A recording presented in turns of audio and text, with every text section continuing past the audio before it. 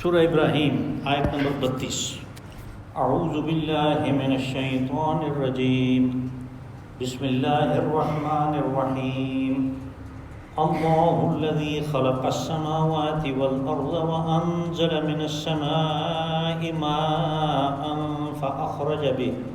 فأخرج به من الثمرات رزقا لكم وسخر لكم الفلك لتجري في البحر بأمره وسخر لكم الأنهار وسخر لكم الشمس والقمر دائبين وسخر لكم الليل والنهار وآتاكم من كل ما سألتموه وإن تعدوا نعمة الله لا تحصوها إن الإنسان لظلوم كفار۔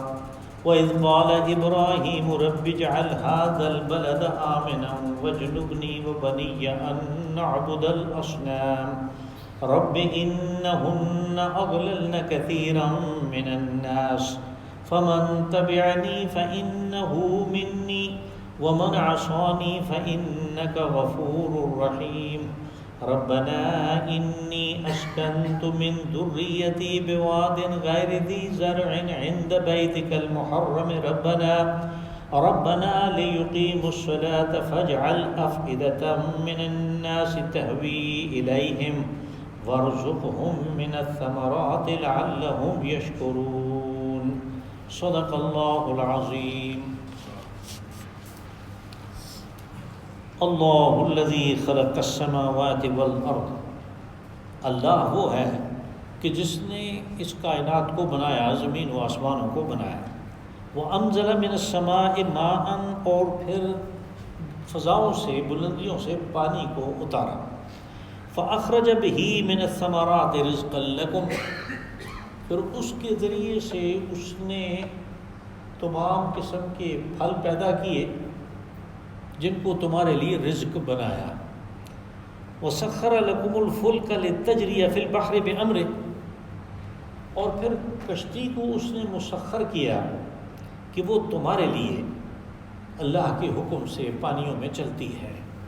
وسخر لكم الانہار، اور اس نے دریاؤں کو مسخر کر دیا۔ وسخر لكم الشمس والقمر دائبین، اور سورج اور چاند کو اس نے مسخر کیا کہ ایک ہی طرز پہ وہ اپنا کام کیے جا رہے ہیں۔ وسخر لكم الليل والنهار، اور دن اور رات کو اس نے مسخر کیا۔ وآتاكم من كل ما سألتموه، اور تمہیں ہر وہ چیز عطا کی جس کا تمہارے اندر مطالبہ موجود تھا۔ وإن تعدوا نعمة الله لا تحصوها، اگر تم اللہ کی نعمتوں کو گننا چاہو تو گن نہیں پاؤ گے۔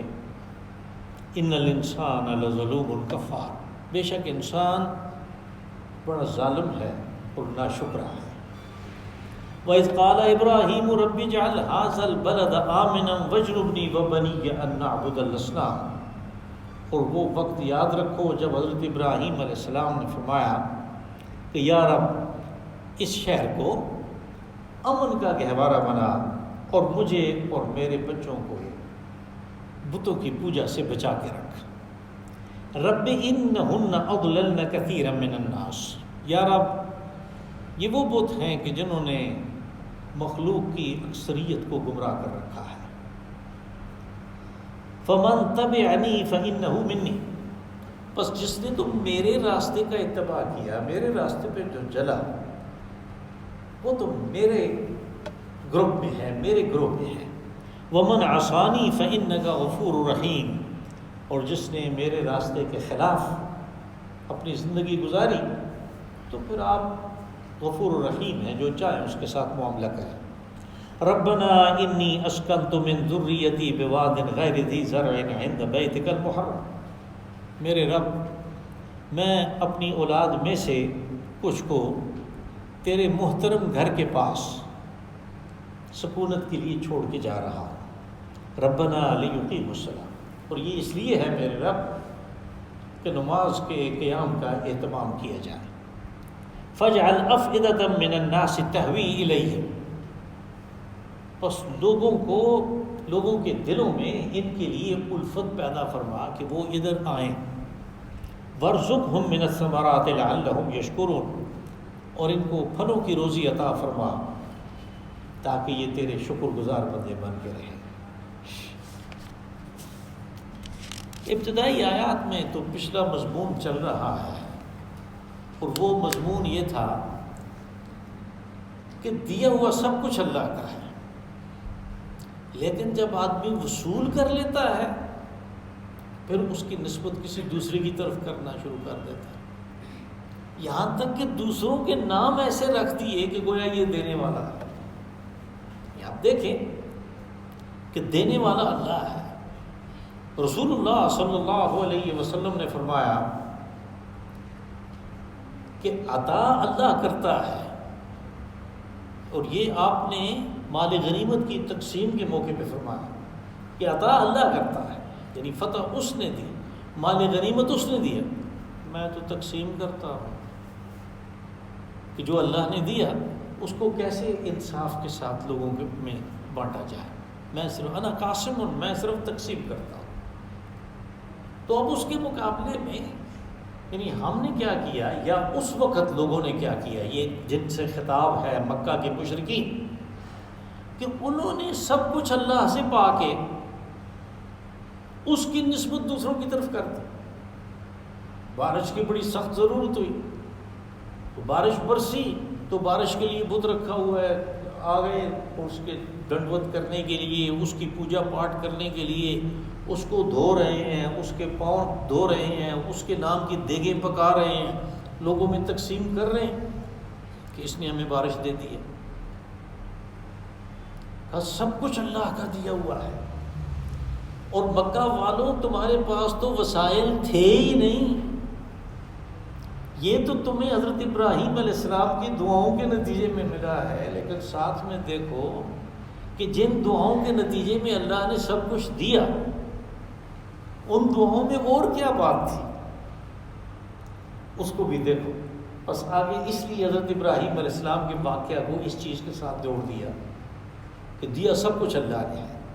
کہا اللہ نے سب کچھ دیا، اس نے آسمان و زمین کائنات ساری پیدا کی، خلق السماوات والارض، کائنات ساری اس نے پیدا کی، وہ اس کا خالق ہے، وہ اس کا موجد ہے، اس نے سب کچھ کیا۔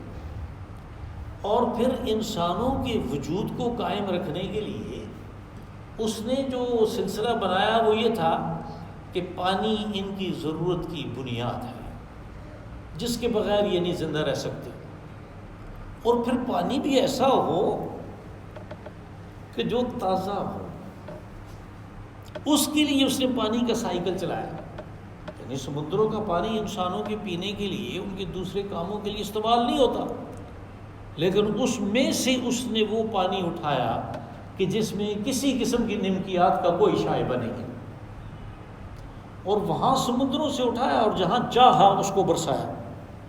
یہ اللہ کی رحمت ہے کہ انسان کی ضرورت تھی۔ پھر اس نے دوسری جگہوں پہ یہ کہا کہ جہاں میں چاہتا ہوں اس کو زمین کے اندر جذب کرتا ہوں، زمین کے اندر میں نے اس کے خزانے رکھے ہیں جو تم استعمال کرتے ہو، اس لیے کہ بارش ہر وقت نہیں برستی، اور جہاں میں چاہتا ہوں وہ چل پڑتا ہے، وہ زمین کے اندر جذب نہیں ہوتا، اس سے ندی نالے اور دوسرے دریا بنتے ہیں۔ تو یہ اس نے سائیکل چلا دیا، اور وہ خود بخود سارا کچھ ہو رہا ہے۔ جب انسان نے اس کے بنائے ہوئے جو سسٹم تھا، جو نظام تھا، اس میں گڑبڑ کی کہ جنگلات کو کاٹ کے زمینوں پہ قبضہ کر لیا، تو پھر اس سائیکل میں جو چیزیں ممد اور معاون تھیں ان کی معاونت کم ہو گئی، نتیجے کے طور پہ بارشیں کم ہوئیں، اور جب ہوئیں تو بہت زیادہ ہوئیں۔ اس کا کم ہونا بھی اس کی رحمت سے دوری ہے، اس کا بہت زیادہ ہونا بھی رحمت کے بغیر بجائے رحمت ہے۔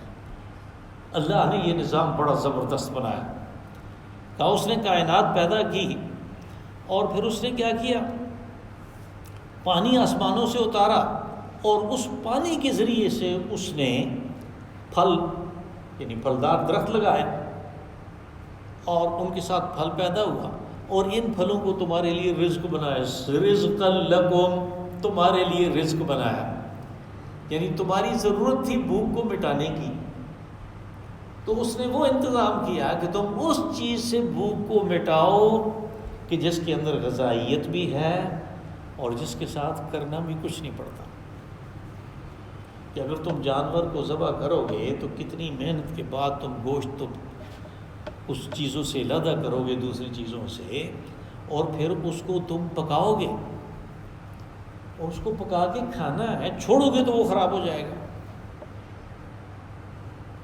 اور پھر وہ پکانے کے لیے آگ جلانا، ایندھن کا بندوبست کرنا۔ اسی طرح دوسری چیزیں اگر سبزیاں، دالیں وغیرہ وہ پکا کے کھائی جاتی ہیں، اور اگر وہ پکا کے نہ کھائیں تو وہ وجود کا حصہ بننے کے بجائے وہ انسان کے لیے نقصان کا سبب ہے۔ کھانے کو تو یہ کچا گوشت کھا جائے گا، لیکن اللہ نے اگرچہ اس کے منہ میں وہ انتظام رکھا ہے کہ یہ گوشت کھا سکتا ہے، ہاضمے کے اندر یہ چیز نہیں رکھی کہ یہ کچا گوشت کھائے گا، اور اسی طرح کچی سبزیاں نہیں کھا سکتا، اور اسی طرح یہ کچی دالیں نہیں کھا سکتا، لیکن پھل یہ کچا کھائے گا، درخت سے توڑ کے کھائے گا، جتنا جلدی کھا لے اتنا ہی تازہ ہے، اور وہ ہضم بھی ہوگا، زود ہضم ہے، اور اس کے اندر غذائیت بھی ہے، اور اس کے اندر انسانی ضرورت کی تمام چیزیں موجود ہیں۔ کہا کہ یہ میں نے کیا، تمہارے لیے رزق بنایا ان پھلوں کو، یہ سسٹم اندر کا میں نے پیدا کیا تھا۔ وَأَنزَلَ مِنَ السَّمَاءِ مَاءً فَأَخْرَجَ بِهِ مِنَ الثَّمَرَاتِ رِزْقًا لَكُمْ وَسَخَّرَ لَكُمُ الْفُلْكَ لِتَجْرِيَ فِي الْبَحْرِ بِأَمْرِهِ، اور کہا کہ میں نے مسخر کیا کشتی کو۔ اب مسخر تسخیر جو ہے یہ پہلے بھی آتا رہتا ہے، اس لیے میں نے اس کو واضح کیا۔ اس کا مفہوم ہے کہ اللہ کے کنٹرول میں ہے، اس نے اپنے کنٹرول میں اس کے ساتھ یہ انتظام کیا کہ تم انسان کے لیے فائدہ شروع کر دو۔ اب بات آئی پیداوار کی، تو پیداوار ساری کی ساری یہ نہیں ہو سکتا کہ جس جگہ پہ پیدا ہو رہی ہے اسی جگہ پہ انسان اس کو کنزیوم کر لے۔ چھوڑیں گے پھلوں کو تو وہ ضائع ہو جائیں گے، لیکن کھانے پینے کے علاوہ اس کی اور بھی ضروریات ہیں۔ اس کو کپڑے بھی چاہیے، اس کو پاؤں کے ساتھ پہننے کے لیے بھی کچھ چاہیے، اس کو دوسری ضروریات ہیں، ان کو پورا کرنے کے لیے اس کو رقم درکار ہے، اور پھل ضائع ہو رہے ہیں تو یہ ان پھلوں کو کسی دوسری جگہ پہنچائے گا جہاں پہ یہ نہیں، وہاں سے قیمت پائے گا اس کی۔ تو اس زمانے میں، یعنی پہلے زمانے میں رسل و رسائل کے لیے سب سے بڑا جو نظام تھا وہ پانی کا تھا، کہ پانی کے ذریعے سے تجارت ہوتی تھی، اور دنیا میں جو جنگیں ہوئی ہیں بڑی بڑی وہ بھی پانی کے راستوں کے اوپر ہوئی ہیں۔ کہا کہ میں نے پھر یہ انتظام کیا کہ تم جہاں پہ پیداوار جس چیز کی زیادہ ہے اس فاضل چیز کو دوسری جگہ پہنچا سکو، اس کے لیے میں نے کشتی کو مسخر کیا۔ یعنی کشتی آپ پانی میں سوئی ایک ڈالیں لوہے کی وہ ڈوب جاتی ہے، اتنے بڑے بڑے جہاز لاکھوں ٹن وزن لے کے چل رہے ہیں، یہ تسخیر ہے اس کی کہ اللہ نے وہ قوانین بنائے کہ جن کے ذریعے سے کشتی بنائی جا سکتی ہے، اور انسان کو عقل عطا کی کہ وہ اس قانون کو، اس ناموس کو، اس نوامیس کو سمجھ گیا، اور ارشمیدس نے کہا کہ ایسے ایسے کرو تو جہاز بن جائے گا، کشتی بن جائے گی، وہ پانی میں تیرے گی۔ اس نے سارا حساب کتاب لگا کے بتا دیا۔ اب اس اصول کے اوپر تم چلتے ہو۔ اصول کس نے بنایا؟ اللہ نے۔ اس نے کہا میں نے مسخر کیا، یہ اس نے بنایا۔ کہا کہ میں نے کشتی کو مسخر کیا، یعنی تمہاری فائدے میں لگا دیا، اور کہا کہ یہ چلتی ہے اگر تو اللہ کے حکم سے۔ وَسَخَّرَ لَكُمُ الْأَنْهَارَ، اور تمہارے لیے میں نے مسخر کیے، تمہارے فائدے میں لگا دیے دریا۔ اور آپ کو پتہ ہی ہے کہ دریا کتنی ضروری چیز ہے۔ دریاؤں کا چلنا، یہ آج کل کی جو آبادیاں ہیں اربوں کے حساب سے، اس کے ذریعے سے وہ پیداوار حاصل کرنا اور پھر وہ انرجی حاصل کرنا جو انسان کی ضرورت ہے بڑی سخت، وہ انہی دریاؤں کے ذریعے سے ممکن ہے۔ اور پھر حساب کتاب لگا کے لوگوں نے بتا دیا کہ دیکھو ایک دریائے سندھ ہے جہاں سے نکلتا ہے اور جہاں پہ ختم ہوتا ہے، اور اس کی سال میں جو مقدار پانی کی آتی ہے اس سے 1,00,000 میگا واٹ بجلی پیدا کی جا سکتی ہے، شرط یہ ہے کہ تم اس کو ٹیپ کر سکو۔ تو پھر انہوں نے شروع کر دیا، وہ کہاں پہ منڈا ڈیم 8,000 میگا واٹ، اور وہ بھی چٹانوں کے اندر وہ پاور ہاؤس بنے گا زیر زمین۔ پھر نیچے 2 ڈیم اور ہیں، پھر آگے تربیلا بنا ہوا ہے، پھر کالا باغ ڈیم کی سائٹ تھی جس کو سیاست سے نظر کر دیا۔ یہ ساری چیزیں اللہ نے تو دی تھی ہمیں، لیکن ہم نے کوئی استعمال ہی نہیں کی، کوئی بہت دیر کر دی۔ کہا کہ میں نے دریاؤں کو تمہارے فائدے میں لگایا ہے۔ وَسَخَّرَ لَكُمُ الشَّمْسَ وَالْقَمَرَ دَائِبَيْنِ، دائب کہتے ہیں جس کے اندر استمرار ہو، جس کے اندر ایک ہمیشگی ہو، اس کو دائب کہتے ہیں۔ کہ سورج اور چاند دونوں کو تمہارے فائدے میں لگایا، وہ اس طرح ہے کہ وہ چل رہے ہیں لیکن ایک ہی قانون کے مطابق چل رہے ہیں۔ اس کا ایک قانون ہونے کی وجہ سے تمہیں بہت سارے فائدے ہیں۔ وَسَخَّرَ لَكُمُ اللَّيْلَ وَالنَّهَارَ، اور رات اور دن کو مسخر کیا، یعنی تمہارے فائدے میں لگا دیا۔ دیکھو کتنی 2 مختلف چیزیں ہیں، ایک میں خنکی ہے اور اندھیرا ہے، دوسرے میں روشنی ہے اور تمازت ہے۔ انسان کو دونوں چیزوں کی ضرورت ہے۔ کہا میں نے یہ کام کیا کہ تمہاری ضرورت کو پورا کیا۔ وَآتَاكُم مِّن كُلِّ مَا سَأَلْتُمُوهُ، کہا جو چیز تم نے مانگی۔ اصل میں انسان تو اپنی ضروریات کو سمجھتا ہی نہیں، وہ کیا مانگ سکتا ہے؟ مثال کے طور پہ ایک بچہ پیدا ہوا تو اس نے اللہ سے کیا مانگا؟ اس بیچارے کو تو پتہ ہی نہیں ہے، اس کا تو دماغ ہی ابھی نہیں ہے، اس کو تو کوئی آواز ٹھیک سے نہیں آتی، وہ دیکھ نہیں پاتا ٹھیک سے، اپنی ضروریات کا بھی کوئی پتہ نہیں ہے، لیکن اس کے وجود میں ایک ڈیمانڈ تو تھی، اور وہ تھی بھوک کو مٹانے کی اور سردی گرمی سے بچنے کی۔ بس یہ جو ڈیمانڈ ہے یہاں پہ اس کا مسئلہ ہے۔ اسی طرح ہمیں بھی پتہ ہی نہیں کہ ہماری کیا کیا ضروریات ہیں، اور اللہ کو ان کا پتہ ہے، اس لیے کہ اس نے یہ مطالبات، یہ داعیات ہمارے اندر رکھے ہیں۔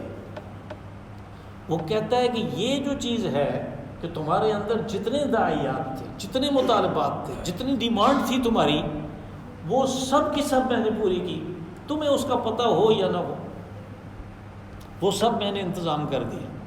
کل ما سألتم وَإِن تَعُدُّوا نِعْمَةَ اللَّهِ لَا تُحْصُوهَا، کہا تم اللہ کی نعمتوں کو گننا چاہو تو تم گن نہیں پاتے، تم گن نہیں سکتے، شمار نہیں کر سکتے کہ اللہ نے کیا کیا کیا تمہارے لیے۔ اب جب یہ سب کچھ ہوا تو کہا کہ پھر تو اس کو اللہ کا شکر گزار بندہ ہونا چاہیے، لیکن یہ شکر گزار نہیں ہوتا۔ اکثر و بیشتر یہ کیا کرتا ہے؟ ظلم سے ہے، یہ ناانصافی کرتا ہے کہ جس کا شکر ادا کرنا چاہیے، جس کے گن گانے چاہیے، جس سے سب کچھ لیا، اس کے بجائے گن کسی اور کے گانے شروع کر دیتا ہے۔ فَآتَاكُم مِّن كُلِّ مَا وَإِن تَعُدُّوا نِعْمَةَ اللَّهِ لَا تُحْصُوهَا إِنَّ الْإِنسَانَ لَظَلُومٌ كَفَّارٌ، اور یہ انسان بڑا ناانصاف اور بڑا ناشکرا ہے، ظلوم کفار۔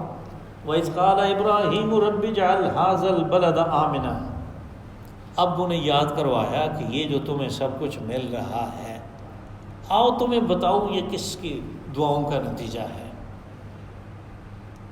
کہا وہ وقت بھولنے کا نہیں ہے، یاد رکھو اس کو کہ جب ابراہیم علیہ السلام نے فرمایا کہ یا رب اس شہر کو، اس جگہ کو، بلد مکہ، اس کو امن کا گہوارہ بنا۔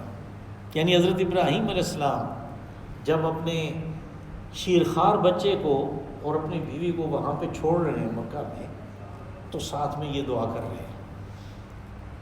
اب چونکہ سارے عرب میں بدامنی تھی، قتل و غارت گری تھی، ڈاکے تھے اور چوری تھی، اس لیے سب سے پہلے آپ نے اس جگہ کے امن کے لیے دعا کی اس جگہ کی سیکیورٹی کے لیے دعا کی۔ اس کا نتیجہ کیا نکلا کہ کچھ ہی عرصے کے بعد جب وہاں پہ آبادی ہوئی تو سب سے پہلا قانون یہ بنا کہ یہ حرم محترم ہے، اس میں کوئی کسی کو نہیں چھیڑ سکتا، اپنے باپ کے قاتل کو بھی وہ کچھ نہیں کہہ سکتا، اور تعرض کرنا ان لوگوں سے تو بڑے دور کی بات ہے۔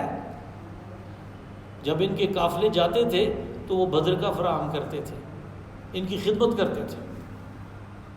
یہ حضرت ابراہیم علیہ السلام نے دعا کی تو تمہاری یہ عزت بنی کہ سارے عرب قبائل میں تم بڑے بے خوف و خطر اپنے تجارتی قافلے لے کے جاتے ہو اور ان کے ذریعے سے زیادہ کماتے ہو بنسبت ان لوگوں کے کہ جن کو ہر وقت ساتھ میں یہ خطرہ ہوتا ہے کہ ڈاکہ پڑ جائے گا۔ تو ڈاکے پڑتے تھے، لیکن ان کے اوپر ڈاکہ نہیں پڑتا تھا، اس لیے کہ یہ کعبہ کے متولی تھے، اور اس کعبہ کی وجہ سے کہ ہر ایک قبیلہ یہ کہتا تھا کہ میں نے بھی تو آخر جانا ہے وہاں پہ عمرہ کے لیے، طواف کے لیے، ان کو کچھ نہیں کہتے تھے، ان کو بدر کے فراہم کرتے تھے، ان کو پانی دیتے تھے اور ان کو وہ کھانا دیتے تھے کہ یہ ہمارے محترم لوگ ہیں، جب ہم وہاں جاتے ہیں تو یہ ہماری عزت کرتے ہیں۔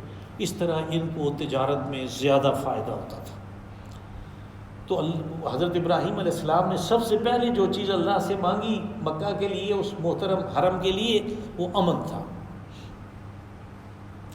وَاجْنُبْنِي وَبَنِيَّ أَن نَّعْبُدَ الْأَصْنَامَ، اور دعا کی آپ نے کہ یا رب مجھے اور میری بیٹے کو، یہاں پہ جو لفظ ہے بنیہ، یہ ایک بیٹے کے لیے، واحد کے لیے استعمال ہو رہا ہے، لیکن اصل میں علی وجہ التغلیب ہم کہہ سکتے ہیں کہ یہ ساری اولاد کے لیے ہے، اور بعد میں وہ اولاد کے لیے لفظ آیا بھی ہے، بعد میں ذریت کا لفظ آیا ہے۔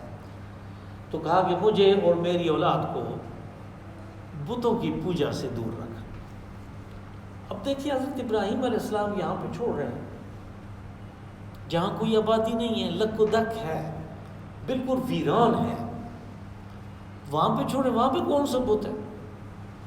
لیکن حضرت ابراہیم علیہ السلام جہاں سے آئے تھے وہاں پہ بت پرستی تھی، وہاں پہ بت پرستی تھی، تو اس لیے آپ نے یہ دعا کی کہ یا رب کہیں ایسے نہ ہو کہ ادھر بھی جو آبادی ہو وہ بھی بت پرستی پہ لگ جائے۔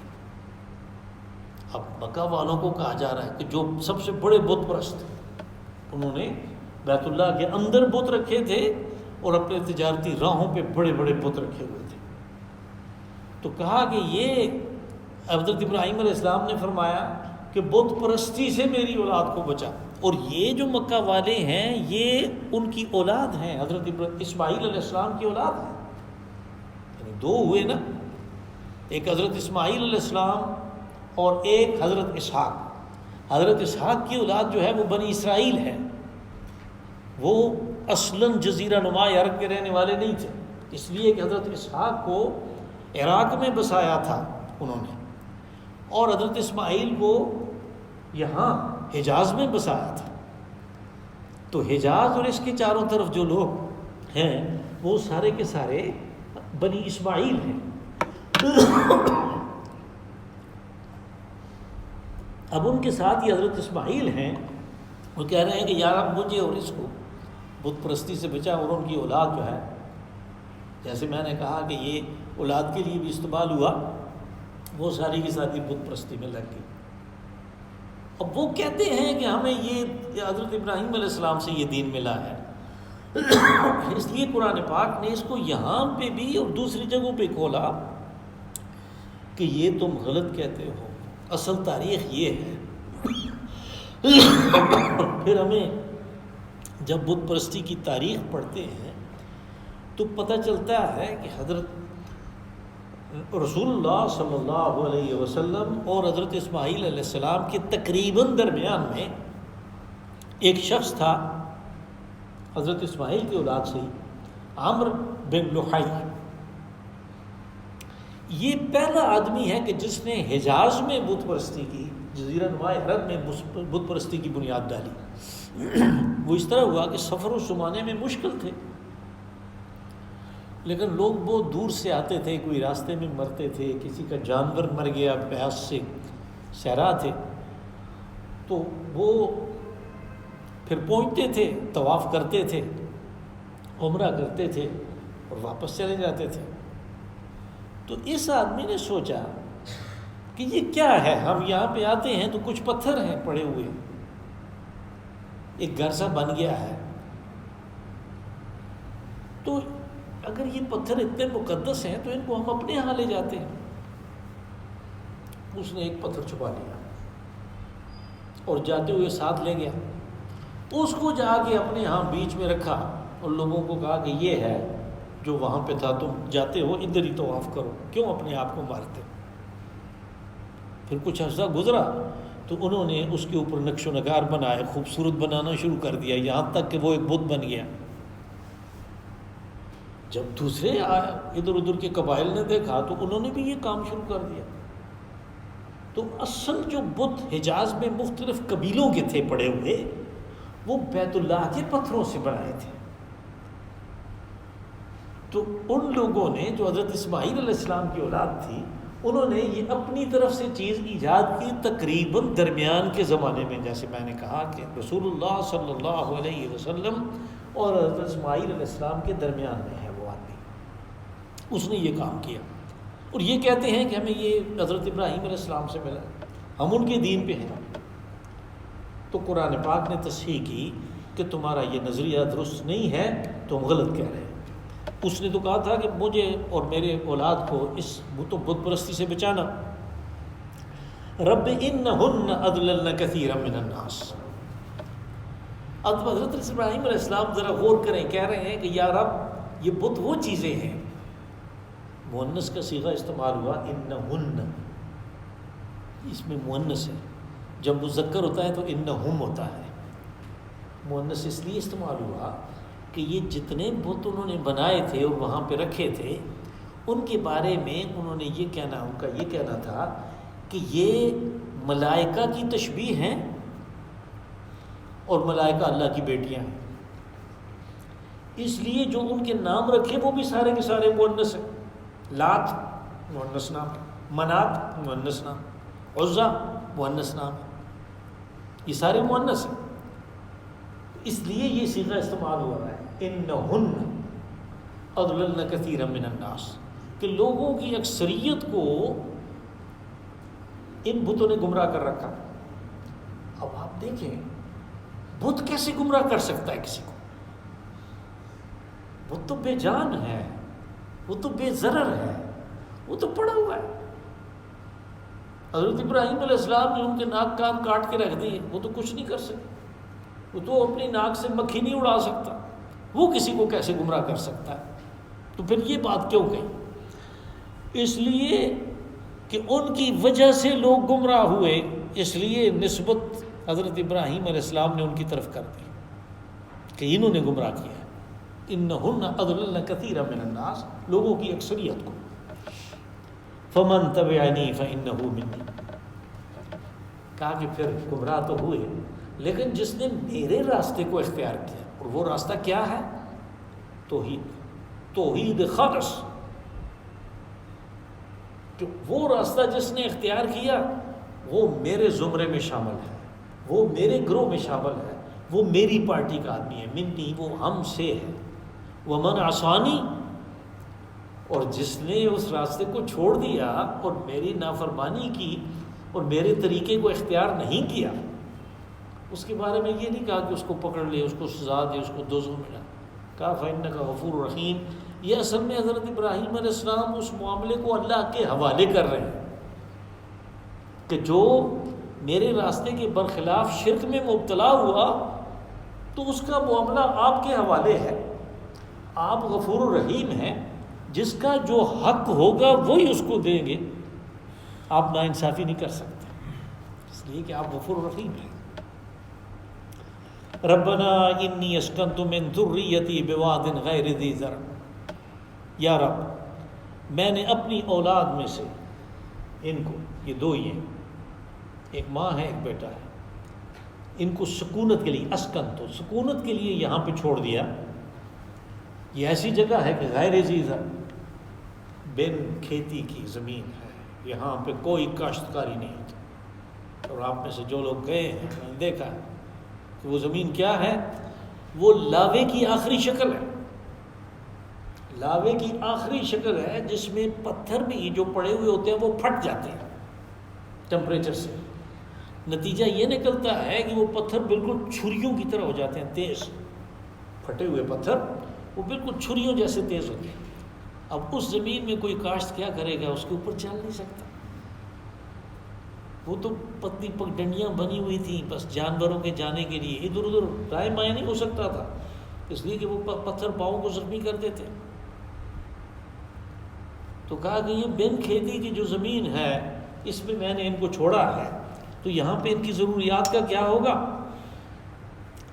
یہ آپ کے محترم گھر کے قریب۔ اب یہ بات بھی یاد رکھیں کہ جس وقت یہ دعا ہو رہی ہے اور حضرت ابراہیم علیہ السلام ان کو چھوڑ رہے ہیں، بیت اللہ نہیں بنا ہوا، بیت اللہ بعد میں بنا ہے، لیکن حضرت ابراہیم علیہ السلام کو اللہ نے حکم دیا کہ تم یہ کام کرو، اس لیے کہ جب ان کو وہاں پہ چھوڑ کے کچھ بھی نہیں ہے جانے لگے تو حضرت اسماعیل علیہ السلام کی والدہ نے پوچھ لیا کہ آپ جا رہے ہو یہ اللہ کے حکم سے کر رہے ہو، ہمیں یہاں چھوڑ رہے ہو؟ کہا ہاں اللہ کے حکم سے۔ تو وہ سارا معاملہ یہ تھا کہ وہاں پہ بیت اللہ بننا تھا، وہ حرم کا ایریا تھا، ابھی بیت اللہ بنا نہیں ہے، لیکن اس کو کہہ رہے ہیں کہ یہ محترم عند بیتک المحرم، تیرے محترم گھر کے قریب۔ پھر جب حضرت ابراہیم علیہ السلام آئے، ایک دفعہ پہلے آئے جب قربانی کا واقعہ ہوا، پھر ایک دفعہ پھر آئے جب انہوں نے حضرت اسماعیل علیہ السلام کی مدد سے بیت اللہ کی تعمیر کی۔ اور وہ جگہ جو ہے پہلے پارے میں جو یہی واقعہ آتا ہے تو وَإِذْ يَرْفَعُ إِبْرَاهِيمُ الْقَوَاعِدَ، یعنی حضرت ابراہیم علیہ السلام نے بنیادیں نہیں ڈالی، بنیادیں وہاں پہ پڑی ہوئی تھیں، انہوں نے بنیادوں کو اٹھایا، یہ لفظ استعمال ہوتا ہے کہ بنیادیں تھیں، وہاں سے انہوں نے ان بنیادوں کے اوپر دیوار کو اٹھایا۔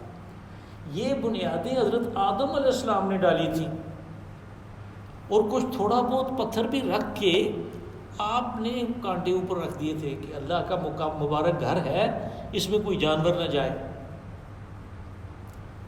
تو جب طوفان نوح آیا تو وہ اوپر کے جو پتھر تھے وہ تو سارے ادھر ادھر ہو گئے، لیکن بنیادیں پڑی رہی۔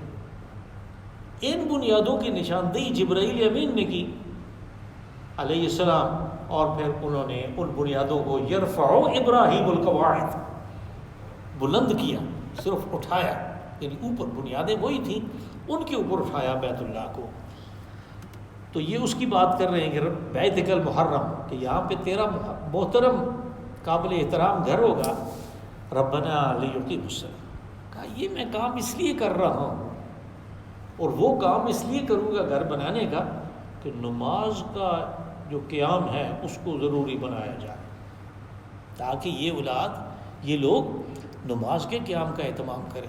اب مکہ والوں کو کہا جا رہا ہے جنہوں نے کبھی کسی سے پوچھا بھی نہیں کہ نماز کس چیز کا نام ہے، اور وہ خود کیا پڑھتے تھے، یعنی طواف کے دوران تالیاں بجاتے اور سیٹیاں بجاتے تھے اور تالیاں پیٹتے تھے، اور وہ کہتے تھے کہ یہ نماز بھی ہو گئی طواف بھی ہو گیا، دونوں چیزیں ہو گئی۔ پوچھا کسی سے نہیں کہ نماز کس چیز کا نام ہے، سجدہ اور رکوع اور قیام اور قاعدہ یہ ان کی زبان میں تھا ہی نہیں، نماز کا پتہ تھا صرف، اس لیے کہ صلاح عربی زبان کا لفظ ہے، باقی انہیں کچھ پتہ نہیں تھا۔